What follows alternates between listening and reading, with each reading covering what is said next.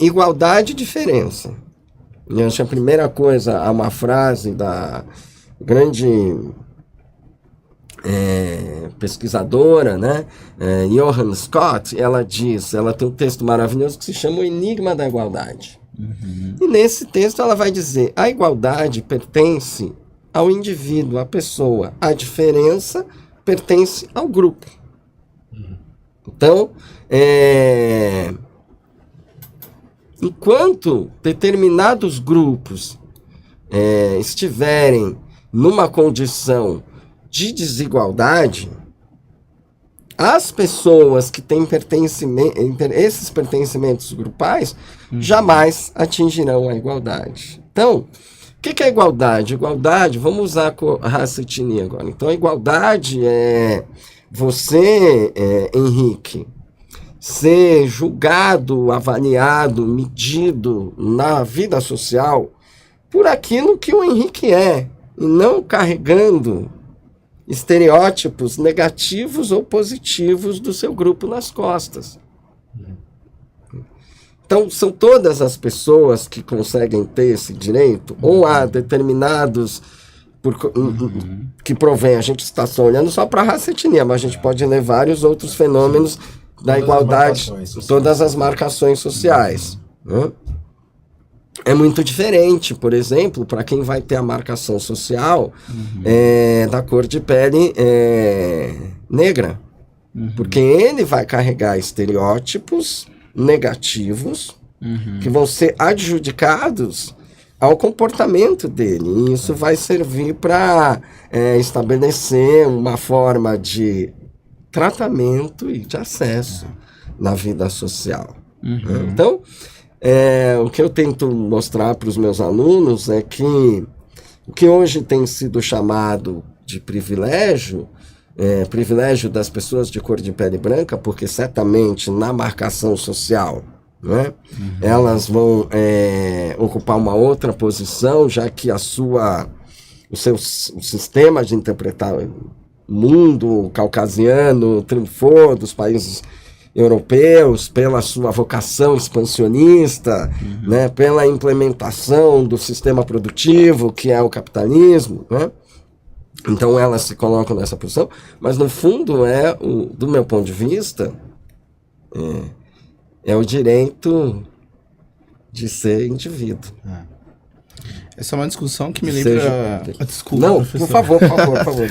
Não, essa discussão me lembra um pouco, tem uma autora da análise de comportamento mesmo, a Denisha Jingles, né, que ela discute bastante sobre questões raciais, e tem um texto dela que ela vai falar sobre o conceito de liberdade dentro da análise do comportamento, né, e aí ela traz duas visões, a do Skinner, que é o clássico, né, e a do Gold Diamond. Do Skinner, ela vai discutir liberdade como a diminuição dos controles aversivos, né, das contingências aversivas sobre o indivíduo, enquanto o Gold Diamond ele vai para essa linha, mas ele também fala sobre a liberdade de escolha, das possibilidades que o indivíduo tem de escolher dentro das suas vidas, das suas potências, etc. E aí, com base nessas duas discussões, a Denisha ela propõe uma reflexão, considerando como a população negra, ela está olhando para o contexto dos Estados Unidos, né, que ela é de lá, considerando as contingências e as dinâmicas que a população afro-americana vai enfrentando. É possível descrever que, embora pela lei seja previsto que sejam livres, exercem de fato esta liberdade no seu dia a dia, né, exercem de fato esta liberdade nas suas vivências, porque considerando os marcadores sociais, considerando aquilo que é de certa forma, determinados socialmente sobre os estilos de vida, de experiências, de aprendizagem para essa população, considerando suas características morfológicas, principalmente a cor de pele, se estas marcações são suficientes para que contingências aversivas já sejam programadas para essa população, então não dá para dizer que, de fato, uma pessoa preta exerce liberdade dentro desse conceito, assim como também, embora ela seja potente no sentido de ter a possibilidade ou ter a potência de escolha, esta potência lhe é cortada ou negada ou dificultada, porque a sua liberdade de escolha não pode ser exercida em sua plenitude. E essa é uma discussão de uma autora da análise do comportamento, né? E eu acho que isso é legal porque Muito se fala da análise do comportamento como uma ciência não tão vinculada a causas sociais, que é o que a gente tem visto, na verdade, uma transformação nas últimas décadas, uns 20 anos para cá. Mas quando a gente vê que uma autora negra começa a ascender dentro da área e começa a olhar para os conceitos e princípios da área e começa também a trazer tudo isso para uma reflexão social, isso abre um campo de possibilidade de discussão enorme. A diferença entre o que está previsto na regra, digamos assim, todas as pessoas são livres perante a lei, versus aquilo que de fato é a vivência das pessoas. Né? Estas contingências são programadas para elas de tal forma que esta liberdade não pode ser exercida. Né? Acho que é importante só para quem está ouvindo a gente, né? Você usou alguns termos técnicos, né? Por exemplo, uma programação de contingências, a gente está falando de relações que são construídas historicamente. Quando a gente fala de aversivo, acho que a gente está falando de relações que de alguma maneira vão fazer com que esse indivíduo sinta a vontade de não estar ali, ou ele comece a evitar com determinados contextos. É disso que você está falando, né? É disso, mas também daquilo que é imposto, né? Quando a gente fala de controle aversivo, a gente também fala daquilo que é imposto em termos de possibilidades. Eu tenho um trechinho bem no início, assim, da autobiografia do Malcolm X, que eu tô lendo, ainda tô na metade, que ele fala que quando ele era adolescente, ele tinha criança para adolescência, ele tinha ótimas notas, um bom desempenho. Ele tinha um professor branco que gostava muito dele. Um dia ele conversando com esse professor fala: eu quero ser advogado. Tipo, é isso que eu quero ser advogado no futuro. O professor olha pra ele do tipo: olha, eu acho que esse é um sonho tanto audacioso. Veja, acho que vamos pensar numa coisa mais palpável. Você pode ser um ótimo carpinteiro, você pode ser um ótimo motorista. E esse cara, esse professor, ele não está, como, digamos assim, sendo maldoso intencionalmente. Ele está reproduzindo uma condição de vida do qual ele foi vivendo e do qual o Malcolm, enquanto criança e adolescente naquela época, e milhares de outros até hoje, também estava vivendo. Tipo, esta é uma potência que você não pode exercer. É disso que a Denisha está falando, né? No sentido de, perante a lei poderia. Uma coação. Mas na prática não. E não é uma coação no sentido de você não vai. É uma coação no sentido de as condições não lhe vão lhe permitir. A forma como essas dinâmicas sociais estão sendo organizadas dificultam o seu acesso para exercer esta potência, exercer este desejo, de tal forma que, se fosse uma outra pessoa, seria totalmente inverso. Né? Imagina se fosse talvez uma criança, um adolescente branco falando a mesma coisa para o professor. Certamente ele não ia falar: olha, que tal você ser um carpinteiro? Do tipo, poxa, legal, tem esse livro aqui, leia este livro aqui, vamos tentar por aqui. Estas condições, estas dinâmicas são diferentes a depender dos marcadores sociais, das marcações sociais que atravessam o indivíduo. Né? Esse é a discussão assim, que a gente vai alinhando. Né? Isso, e aí o que eu gostaria de novo, né, retomar isso que o Vinícius já trouxe. Como a história, então, quando você pega a história, né, e como o encontro entre culturas e civilizações nunca foi um encontro harmônico, mas muitas vezes um encontro de encruzilhadas assassinas, né, com uma cultura querendo impor o seu sistema de interpretar o mundo, o seu sistema produtivo sobre a outra.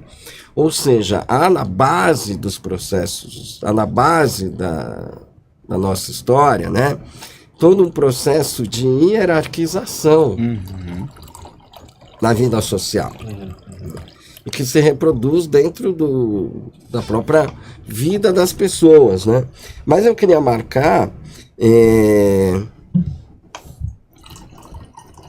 como o conceito de raça e etnia, ele é uma construção social ao longo da história, né. A gente sabe que existe a raça humana. Então não é disso que a gente está falando. A gente está falando da raça como construção social, como esse marcador social que é importante, que vai localizar e que vai colocar dentro de uma hierarquia em sociedades que são hierarquizadas, né?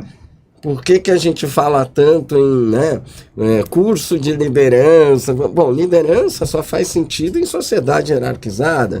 A gente tem experiências que não são assim. Eu sou ainda um leigo na análise do comportamento, mas eu tive a oportunidade de ver alguns experimentos que mostravam que em ambientes cooperativos, você mitiga, você diminui a manifestação de preconceitos, de diferenças que trazem clivagens de inferioridade ou desigualdade. Bom, a questão é que a gente não vive em ambiente cooperativo, a gente vive em ambiente competitivo. Exato. Então, no ambiente competitivo, as hierarquias se reforçam. Então, se eu tiver uma marcação social de juventude, por exemplo, né, eu sei que eu estou numa entrevista de emprego com uma pessoa que é mais velha, eu sei que eu estou.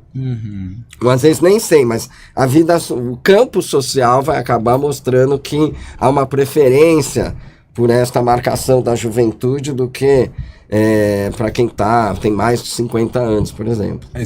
Se a gente fosse fazer um exercício aqui imaginativo, se lá atrás não tivesse sido a cor da pele, mas sei lá, a quantidade de cabelo que uma pessoa tem, seria uma outra.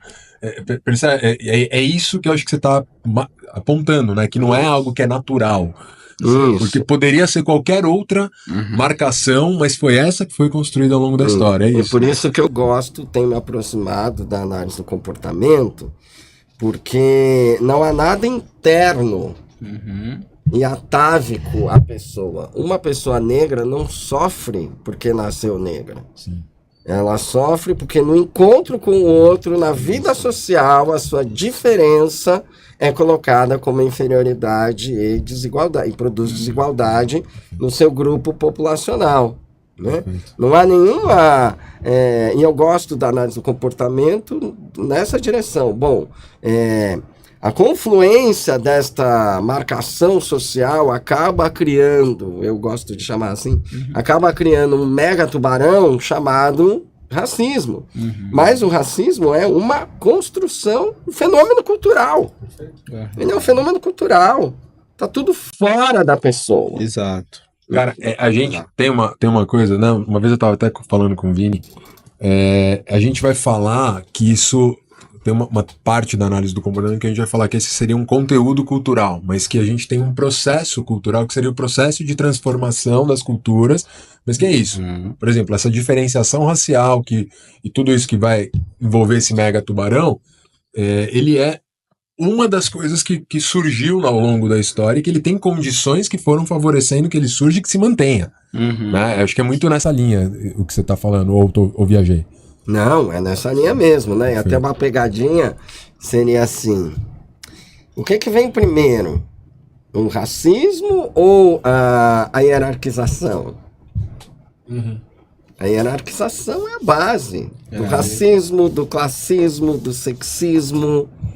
E aí se a gente for ver, desde que você começa a ter, um excedente de produção e alguém que começa a gerenciar esse excedente de produção, você já começa a ter uma diferenciação social, construção de hierarquia e, portanto, uma condição competitiva que vai começar a gerar a necessidade de estabelecer critérios para diferenciação. É por aí?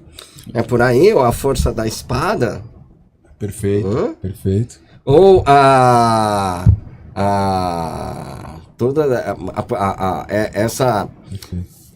as pirâmides, o faraó e os escravos, só para mostrar, é o processo de hierarquização e de dominação na vida social que é estrutural. Sim.